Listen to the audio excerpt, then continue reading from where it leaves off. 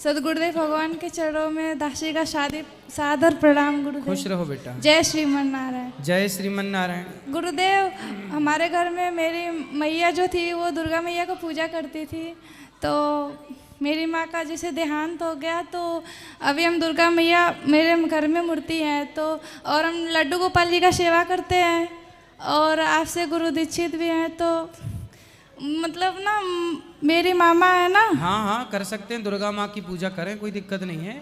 जो मंत्र दिया गया उसका जाप करें। दुर्गा है, राधा, लक्ष्मी ही दुर्गा हैं। अच्छा, तो दुर्गा माँ को लक्ष्मी के भाव से पूजा करें। तो गुरुदेव मेरी मामी को दे सकते हैं दुर्गा मैया की सेवा करने के लिए? हाँ, वो इच्छुक हैं तो वो ले लें। तो वही पूछ रहे थे। हाँ, और आप करें वरना वो करें बस पूजा। गुरुदेव, तो जैसे नवरात्रि में 9 दिन का जो दिया जलता है अखंड ज्योति, तो हम जला सकते हैं? हाँ, जला सकते हैं। तो ठाकुर जी के नाम पे जला सकते हैं?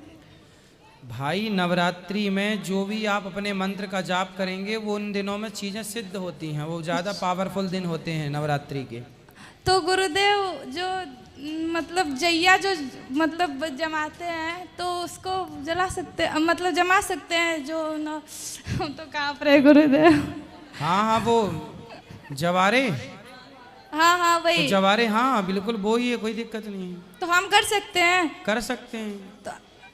तो कोई प्रॉब्लम नहीं ना होगी? आप बोलते हैं पति पत्नी कर सकते हैं बस पूजा? क्या? नहीं, पूजा बेटा भगवान की मंदिर में, जो घर में मंदिर, वो पूजा तो सबका, जो यज्ञ होते हैं बड़े, अच्छा, वो यज्ञ अनुष्ठान संकल्पित, वो पति पत्नी होते हैं। तो दुर्गा सप्तशती का पाठ आप कर सकते हैं। पाठ तो कर सकते हैं आप अकेले। अच्छा। मंदिर की पूजा, घर के जो मंदिर ठाकुर जी, उनको नहलाना धुलाना, कपड़े पहनाना, वस्त्र पहनाना और फूल दूर्वा चढ़ाना, सब आप करिए अकेले। जब पति पत्नी आएंगे तो फिर जोड़े से करना, भी तो आपका विवाह नहीं हुआ। नहीं। तो गुरुदेव लास्ट में जो हवन होता है तो वो नहीं ना होगा? वो नहीं, वो हवन नहीं, वो तो आपके पिताजी कर लेंगे, आपकी माताजी कर लेंगे। अच्छा, तो बस हम अखंड ज्योति जला सकते हैं, पूजा कर सकते हैं, पाठ गुरु मंत्र का जाप कर सकते हैं। वही मंत्र का फल है, वही है। ठीक है गुरु जी, राधे राधे। जी, कुछ प्रश्न भैया? हाँ जी, राधे राधे गुरुजी। जी, आपके चरणों में कोटि कोटि प्रणाम। खुश रहिए। वो गुरुजी, मेरी ना एक बहन है, हाँ, तो उनके घर में ना पितृदोष बताया है, तो वो कैसे दूर होगा? वो अपने घर में ना अपने पितृ भी ले आई है, गंगा जी से स्नान करके, और घर में उसने स्थापित कर रखे हैं, पर उसके घर में सुख शांति नहीं है। अरे पितर घर में स्थापित किस तरह से किए हैं? उसने किसी ने बताया था कि तुम अपने घर ले आओ। क्या ले आए, क्या स्थापित किया है? मतलब जैसे गंगा जी से नहला धुला के। कौन, किसको? मेरी बहन ना अपने पितरों को ले आई है। पितर कैसे, किस रूप में लाई? फोटो लाई, माटी लाई, क्या लाई? ईंट जैसे नहला धुला के गंगा जी से तो घर में स्थापित कर रखी है, पर उनके घर में ना बीमारी कभी जाती नहीं है। घर में भगवान का स्थान होना चाहिए, पितरों के नाम से अन्न निकलना चाहिए, दीपक जल जाए, कोई दिक्कत नहीं। पितरों का स्थान तो दक्षिण में ऑलरेडी है जी, आपको स्थापित करने की जरूरत नहीं। पितरों का स्थान घर के दक्षिण दीवार में, दक्षिण की ओर होता है। उनको किसी ने बताया कि भाई अपने पितरों को घर ले आओ, तो वो घर ले आई गंगा जी से नहला धुला के ईंट के रूप में। ले आए तो उनको फिर गंगा जी विसर्जित कर दो। तो फिर उनका कैसे पितृ मुक्ति मिलेगी? उन्हें कैसे करना है? उन्हें क्या करना चाहिए? वो गया श्राद्ध करें, तर्पण किया करें, है ना। श्राद्ध पक्ष आते हैं, उसमें शुभ कार्य करें, भागवत जी का पाठ करवा सकते हैं, इससे पितृ मोक्ष हो जाते, पितरों का मोक्ष होता तो है। वो जो घर में उनके पितर हैं पंडित जी, उन्हें वो कर दें वापस गंगा जी में। हाँ, पितरों की जो हमारे पिता दादा परदादा सबकी फोटो ऑलरेडी होती है जी, उस फोटो को हम दक्षिण दिशा की दीवार पे लगाएं जी, और उनके नाम से किसी ब्राह्मण को भोजन, गरीब को भोजन, गाय को चारा, उनकी तिथियों पर भोजन निकाल के गाय को, ये सब करने से होता है। उनका ईंट रखने से, तो वो तो घर में पूजा करती है। घर में स्थान भगवान का हो, भगवान के चरणों में, जैसे हाथी के पांव में सबके पांव आ गए, सबके पितर, हम सबके पूर्वज कौन हैं? भगवान। इस हिसाब से भगवान हम सबके पूर्वज हैं, तो भगवान की पूजा कर लेने से सबकी पूजा हो जाती है। हाथी के पांव में सबके पांव आ गए। श्राद्ध पक्ष में उनकी तिथियों पर उनके नाम से आप भोजन निकाल सकते हैं, गाय को, जो गरीब दीन दुखियों को खिलाएं बस। तो वो गया जी में जाके श्राद्ध कर दे तो उसे हो जाएगा? हाँ कर दें, या फिर आपके यहाँ पे पोथी पाठ करा दें? पोथी पाठ करा दें, गया श्राद्ध कर लें, हर तिथि में उनके नाम से कोई पुण्य का कार्य करते रहें, भले एक रोटी दान करें। जी गुरुजी, एक प्रश्न और है जी। आप जैसे बताते हो कि एकादशी का उद्यापन करना कोई जरूरी नहीं है, हाँ बस व्रत करते रहो, तो ये मेरी लड़की है ना, ये भी व्रत रखती है मेरे साथ आपके कहने से, तो लोग बात कहते हैं आपने पहले से ही रखवा लिया, शादी अब इसकी शादी होगी तो आपको उद्यापन करना पड़ेगा, तो क्या करें? लोगों का काम ही उल्टा कहना है, कहने दो। यूँ कह रही तू व्रत करती रहती है, इसका उद्यापन तो बहुत बड़ा है, बहुत बड़ा करना पड़ेगा। उनसे पूछो तुम करती हो व्रत? वो नहीं करती। हाँ तो जो कुछ भी नहीं करते वो केवल गाल बजाएंगे, तो बजा रहे हैं बेचारे, तो बजा रहे हैं। कुछ करते तो खुद तो कुछ करना नहीं है, कोई कुछ करे तो ये क्यों वो क्यों।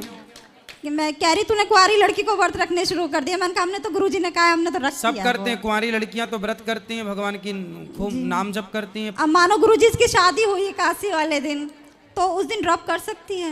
क्या कर सकती हैं? व्रत मतलब छोड़ सकती है? काहे छोड़ना है व्रत? फिर व्रत उस दिन भी करेगी, शादी वाले दिन भी? तो क्यों, क्या दिक्कत है? कर सकते शादी हैं। वाले दिन भी इसको खाना है क्या? तो खाए। खाए तो फल खाए, फल खाएगी, खाएगी।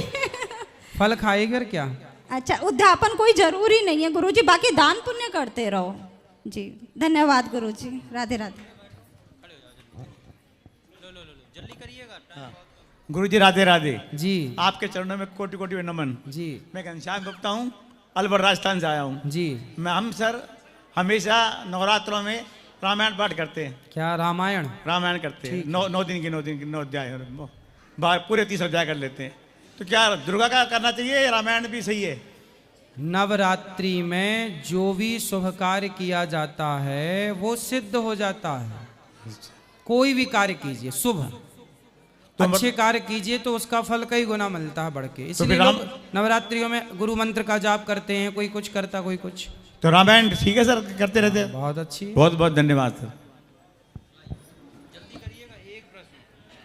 श्रीमान नारायण गुरुजी, आपके चरणों में दासी का कोटि कोटि प्रणाम। श्री संप्रदाय का आचमन कैसे करना चाहिए, कितना बार करना चाहिए? श्री संप्रदाय का आचमन? आचमन हाँ। 3 बार हाथ में जल लेके केशवाय नमः, माधवाय नमः, नारायणाय नमः। और दादा संघ का तिलक बताइए। तिलक इस तरह से लगाना है, महिलाओं को नीचे बिंदी के नीचे व्हाइट कलर से वी बना के खड़ा लाल। द्वादश अंग का? द्वादश स्त्रियों को नहीं लगाना, पुरुष लोग लगाते हैं। आपको केवल यहाँ लगा के माथे पे, गले पे यहाँ लगा सकते हैं। अच्छा, मैं बंगाल से हूँ तो वहाँ पे ना गौड़ीय संप्रदाय का तिलक ज्यादा चलते हैं। हाँ। इसलिए श्री संप्रदाय का तिलक जब लगाती हूँ ना तब लोग मजाक उड़ाता है मेरा। तो कोई बात नहीं, जैसे गौड़ीय संप्रदाय है ऐसे हमारे यहाँ 4 संप्रदाय हैं। हाँ, मैं तो आपसे तो 4 संप्रदाय की सबकी अपनी अपनी उपासना है। हाँ। केवल अपनी अपनी उपासना का ईश्वर सबके एक हैं। अच्छा। चारों लोग कृष्ण की उपासना करते हैं, राम की उपासना करते हैं, पर चारों के अलग अलग परंपराएं हैं। मैं लगा सकती हूँ क्या? हाँ, श्री संप्रदाय जो तिलक आपको दिया हमने वही लगाइएगा। अच्छा ठीक है ना। उनसे बोलिएगा जैसे ये तिलक श्रेष्ठ है ऐसे संप्रदाय, एक संप्रदाय वाले को दूसरे संप्रदाय वाले का मजाक नहीं उड़ाना चाहिए, क्योंकि भक्त ही भक्त की भावना को नहीं समझेगा तो कौन समझेगा। अच्छा, माला में जो मोटा बीट्स है उनको क्या बोलने से माला स्टार्ट करना चाहिए? यहाँ से माला स्टार्ट करते हैं। हाँ, वो जो मोटा बीट्स है यहाँ से, हाँ यहाँ से ऐसे माला पकड़ते हैं। अच्छा। और यहाँ से स्टार्ट करते हैं। मोटा जो बीट्स है उन्हें हाथ देके क्या बोलना चाहिए? इसको सुमेरु बोलते हैं। हाँ। तो यहाँ से स्टार्ट करना है, जो अपना मंत्र है, मंत्र मूल मंत्र। अच्छा। उस मंत्र को बोलना है। हाँ। और यहाँ बोलने के बाद फिर स्टार्ट यहाँ से करना है, मूल मंत्र बोलते जाओ, इसको एक एक बार खिसकाते जाओ। इसको सुमेरु बोलते हैं। ठीक है गुरुजी, कटी कटे नमन। खुश रहिए। जल्दी खड़े हो जाइए, जल्दी करिएगा। राधे राधे गुरुजी जी। इस दासी का आपके चरणों में, सदगुरुदेव भगवान के चरणों में कोटि कोटि प्रणाम। खुश रहिए। मैं छत्तीसगढ़ रायपुर से आई हूँ गुरुजी, और आप आए वहाँ कथा करवान, तो हम मिलने नहीं, आपके दर्शन के लिए नहीं आ पाए, उसके लिए बहुत दुख लगा गुरुजी। कोई बात नहीं, आप यहाँ आ गए, अच्छी बात है। हाँ, और मैं 3 साल से वृंदावन आती हूँ गुरुजी, भगवान की कृपा से और आपकी कृपा से। मेरा ये प्रश्न है कि श्री बरसाने से मैं श्री राधा रानी की मूर्ति लाई हूँ, तो श्री लड्डू गोपाल की सेवा जैसे करती हूँ, राधा रानी का रोज करना है वैसी? हाँ, करो रोज। रोज करना है गुरुजी। और एकादशी में मैं पारण का टाइम कितना टाइम होता है गुरुजी? एकादशी में पारण का टाइम, फल तो आप खाओ दिन में कभी भी, पर द्वादशी को ही पारण करना चाहिए। दूसरे दिन द्वादशी को पहला चावल खाना चाहिए, चरणामृत पियो भगवान जी का, फिर चावल। जी गुरुजी। एकादशी को चावल नहीं खाना चाहिए, पर द्वादशी को चावल जरूर खाना चाहिए। और एकादशी कितने दिन का होता है गुरुजी? कई बार 2 एकादशी होती हैं, तो पहली एकादशी छोड़ के जो उदया तिथि की होती है, द्वादशी युक्त एकादशी करनी चाहिए, 10वीं युक्त एकादशी नहीं करनी चाहिए। जी गुरुजी। और गुरु मंत्र लेने के लिए कल सुबह 8 बजे। गुरु मंत्र लेने के लिए उपवास रहना जरूरी है? ना उपास क्या, सुबह 8 बजे दिया जाएगा, 8 बजे तक उपास रहे ना। नहीं मतलब जब गुरु मंत्र ले जाएंगे तब बोल रही हूँ। उसके बाद एकादशी का, रामनवमी का, कृष्ण जन्माष्टमी का, ये तीन व्रत करने रहते हैं। मैं ले चुकी हूँ गुरुजी आपसे गुरु मंत्र 3 साल से। मेरी बहन लेने वाली है उसी हाँ लिए तो पूछी। बहन ले लें कल। अब मेरे भाई बहन सब आपके बताए हुए मार्ग में चल रहे हैं गुरुजी, और रोज कथा सुनते हैं, बहुत अच्छा लगता है। खुश और रहिए। हमारा पूरा जीवन बदल गया आपके कथा से, और हमारे परिवार और बच्चों को आशीर्वाद दो गुरुजी। आपके खुश रहिए। चरणों में कोटि कोटि प्रणाम। प्रसन्न रहिए। दे दो। राधे राधे महाराज जी। जी महाराज जी, वृंदावन और गोकुल और नंदगांव के बारे में बताइए। भगवान जी ने कहाँ कहाँ कौन कौन सी लीला की थी? भगवान मथुरा में प्रकट हुए, फिर मथुरा से गोकुल ले गए वसुदेव जी। हाँ गोकुल में रहे, फिर गोकुल में ज्यादा उत्पात होने लगे, तो नंदगांव गोकुल पास एक ही है वो। हाँ फिर वहां से भगवान वृंदावन आ गए। जब ज्यादा उत्पात बढ़ने लगे तो वृंदावन में रास की लीला वृंदावन में हुई थी। गैया चराने जाते थे, गिरिराज जी को उठाया, तो वो गिरिराज जी की लीला है, गिरिराज जी को उठाया। तो ये ब्रज 84 कोस में भगवान की बहुत सारी लीलाएं हैं। बरसाने में राधा जी थी, इसलिए बरसाना। जी वृंदावन में भगवान की अधिक लीला, वृंदावन से ही भगवान मथुरा गए थे। जी तो वृंदावन की महिमा विशेष है, क्योंकि भगवान ने अपनी रास लीला, जो विशेष लीला है, वो यहीं की थी। हाँ। और महाराज जी, जैसे जोड़ी ऊपर से बन के आता है बोलते हैं भगवान, तो किसी का डबल शादी होता है, वो कैसे? उसकी डबल जोड़ी बन गई। तो किसकी हुई डबल शादी? नहीं, देखने को मिलता है ना। आपके पड़ोस में हुई किसी की? हाँ, गांव में होता है। तो स्त्री की कि पुरुष की? पुरुष का। पुरुष के 2 शादी, मतलब उसकी वाइफ का डेथ हो जाता है उसके बाद। हाँ ऐसे तो बहुत है।